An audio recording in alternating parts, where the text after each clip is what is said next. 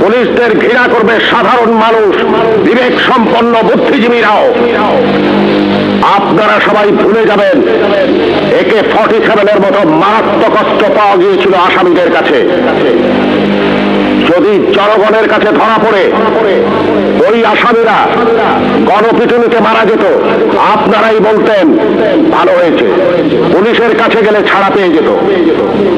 একটা কথা মনে রাখবেন, পুলিশ কখনো আসামি ছাড়ে না।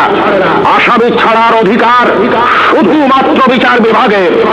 বলুন তো, AK-47 মতো রাইফেল কেন এদেশে আসবে, যা শুধু যুদ্ধক্ষেত্রে ব্যবহৃত হবে? কেন AK-47 বাংলাদেশে আসছে? কিসের আলামত? 9 শুটার বন্দুক কেন টিসিবির মাধ্যমে হাজার হাজার বন্দুক সাধারণ মানুষের হাতে তুলে দেওয়া হচ্ছে? কেন? কে জবাব দেবে? এই 9 শুটার বন্দুক দিয়ে কি হচ্ছে?